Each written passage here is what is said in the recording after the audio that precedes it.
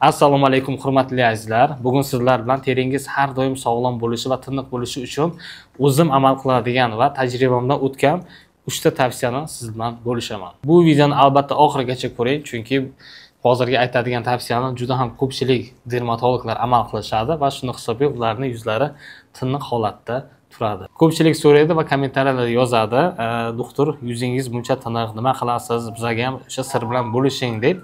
Bunda hech qanaqa siri yo'q, faqat bu kerakli bo'lgan algoritmlar va qoidalar bor, o'shanga amal qilish hisoblanadi. Hozir o'shalarni birma-bir ko'rib chiqamiz. Bu yerda men bu narsani asosan 3 ta narsaga bo'lganman. Demak, birinchisi bu to'g'ri hayot tarzi, ya'ni sog'lom turmush tarzi hisoblanadi.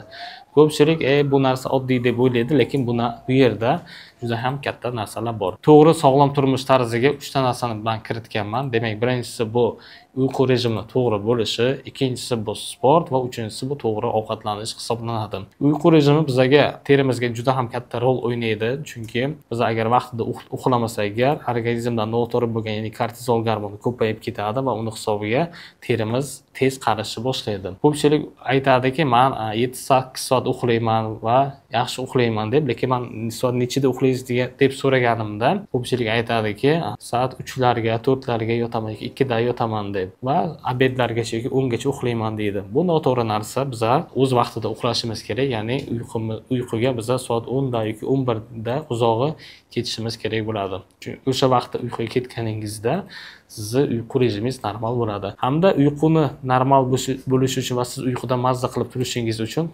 xonangiz qop-qorong'i bo'lishi kerak. Ya'ni bu yerda maydagina svet ham bo'lmasligi kerak. Ya'ni pardalarni to'liq yopishingiz kerak bo'ladi. Hatto mayda svet bo'lsa ham sizni uyqungizni buzilishiga olib keladi. Va xonani haroratiga ham e'tibor berishingiz kerak uyqu davomida.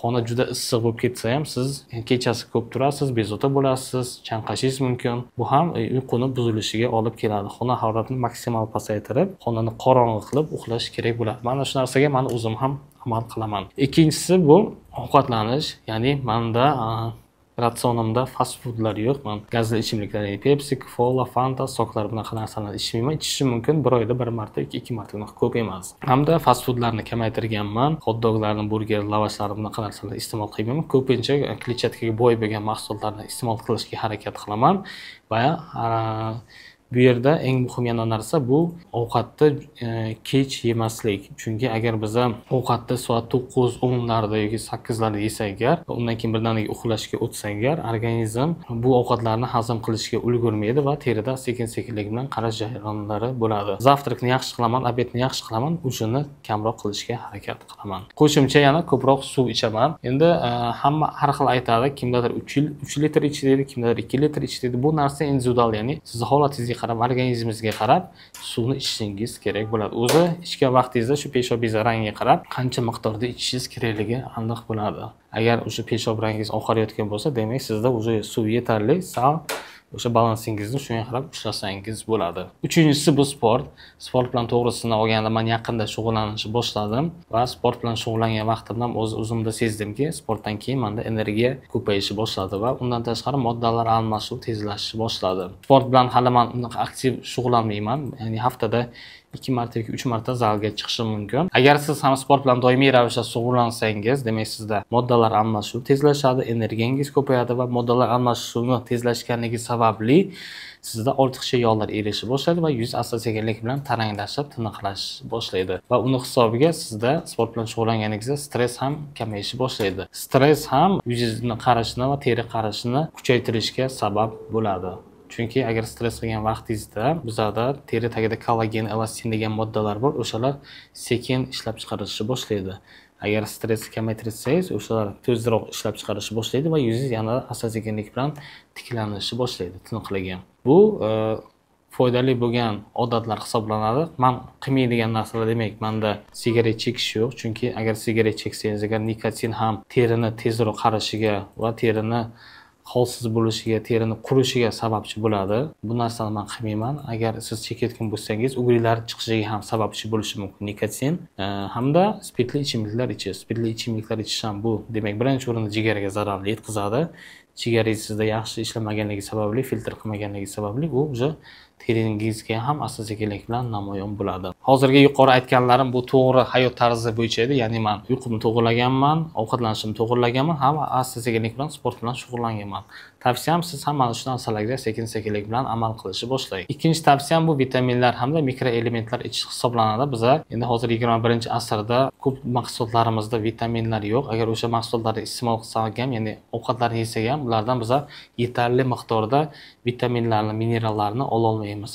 O'shaning uchun biz doimiy ravishda qo'shimcha vitaminlarni ichib yurishimiz kerak bo'ladi. Endi bu narsani siz o'z boshimchalik bilan icha olmaysiz. Birinchi o'rinda bu yerda analizlar bor, shunaqa maxsus больницалар bor, sentrlar bor, nutritsiologlar bor, o'shalarga murojaat qilib analiz topshirasiz. Analizlaringizni tahlillariga qarab, javoblariga qarab sizda qaysi vitaminlar kam bo'layotgan bo'lsa, o'shani ichasiz. Men o'zim qanaqa vitaminlarni ichaman? Demak, birinchi o'rinda men vitamin D ichaman. Endi men o'sha analiz topshirganimda vitamin D kam chiqqanligi sababli o'sha vitaminni to'ldirish maqsadida, vitamin D ni to'ldirish maqsadida vitamin D ichaman. Undan tashqari men magniy B6 ichaman, chunki meni ishim asosan insonlar bilan bo'lganligi sababli va menda stress ko'p bo'lganligi sababli o'sha narsani kamaytirish va tezroq nerv tolarini восстановление qilish uchun magniy mikroelementini ichaman. Undan tashqari omega ichishni boshlaganman. Omega ham moddalar almashinuvini va terini yumshoqligini, ulajat qilishini ta'minlashga yordam beradi. Chunki mening terim yog'li emas, o'ta quruq emas, o'rtacha hisoblanadi. Qurishga moyilroq teri hisoblanadi. O'shaning uchun omega ichish menga foydali hisoblanadi. Bu narsalarni siz vrach bilan birinchi tavsiya qilib, keyin ishingiz kerak bo'ladi. Undan tashqari juda ham ko'plab mikroelementlar bor, masalan, xrom bor, mis bor, sink bor. Mana shu narsalarning hammasini siz birinchi analizlarni topshirib, shunga qarab qo'shimcha ravishda vrach bilan maslahatlashib ichsangiz bo'ladi. Demak, terimiz silliq, tiniq, rangi yorqin bo'lishi va o'ta qurib ketmasligi yoki yog'lanmasligini oldini olish uchun biz vitaminlar ichib yurishimiz kerak. Agar siz mana shunaqa narsalarga, mayda narsalarga e'tibor qaratmasangiz, mana shu narsa ham terini tezroq qarishiga olib keladi. Uchinchi tavsiyam bu terini to'g'ri parvarish qilish hisoblanadi. Demak, biz terini 3 ga bo'lib olamiz. Yog'li teri, o'rtacha teri hamda quruq teriga bo'lib olamiz. Meni o'zimning terim demak o'rtacha, ya'ni qurishga ozroq moyilroq hisoblanadi. Men ko'pincha o'sha namlantiruvchi kremlardan foydalanaman. Agar sizni teringiz qurishga moyil bo'lsa va tez quriydigan bo'lsa, lipid восстановление, ya'ni lipidlarni tiklaydigan balzamlardan, kremlardan foydalanishingiz kerak bo'ladi. Men o'zim La Roche-Posay Lipicar Balm degan kremi bor, o'shandan foydalanaman. Bir kunda bir mahal ertalab yupqaro qilib terimga surtib chiqaman. Bu narsa terimni qurishini oldini olishga yordam beradi. Siz ham mana shu kremdan foydalansangiz bo'ladi yoki bo'lmasam bundan tashqari Aquatopic degan krem bor yoki Biodermani Atoderm degan krem bor, ya'ni quruq terilar uchun moslangan. Mana shundan foydalansangiz bo'ladi. Bu narsa teringizni qurishini oldini olishga yordam beradi. Hamda cho'milayotganda ham men ko'pincha sovunlardan kamdan kam foydalanaman. Foydalansam ham kremlik sovunlardan foydalanaman. Agar siz teringiz quruq bo'layotgan bo'lsa, Dove sovundan yoki gel la dushadan foydalansangiz bo'ladi. Va albatta cho'milgandan keyin men terimga namlantiruvchi krem surtib qo'yaman. Agar sizni teringiz yog'li bo'lsa, ya'ni tez yog'lanadigan, tez mo'ylanadigan bo'lsa, demak siz bu yerda ko'pincha umvalki gellardan foydalanishingiz kerak bo'ladi. Umvalki gellar teridagi ortiqcha yog'larni tozalashga yordam beradi. Demak, bu yerda siz Biodermani umvalkalar bor, shundan foydalansangiz bo'ladi yoki CeraVe degan penka bor, shundan foydalansangiz bo'ladi yoki La Roche-Posayni Effaclar degan gellar bor, o'shandan teringizni tozalash uchun foydalansangiz bo'ladi. Xulosa qilib aytadigan bo'lsak, bu tavsiyalarga juda ham ko'plab dermatolog va shifokorlar hamda o'sha mashhur insonlar amal qilishadi. Demak, ular hayot tarzini to'g'irlashgan. Ikkinchisi bu o'sha kerakli bo'lgan vitaminlarni doimiy ichib yurishadi hamda uchinchisi bu teriga to'g'ri parvarish qilishadi. Agar siz ham mana shu yuqorida aytilgan tavsiyalarga amal qilsangiz agar, siz ham teringiz tiniq va sog'lom bo'ladi. Bu tavsiyalarga siz doimiy ravishda amal qilib yurishingiz kerak bo'ladi. Va mana shularni qilsangiz, sizning teringiz sizga rahmat aytadi. Agar video sizga yoqqan bo'lsa, like tugmasini bosing va keyingi videolarda ko'rishguncha xayr. Podpisatsiya bo'lish tugmasini ham bosishni unutmang.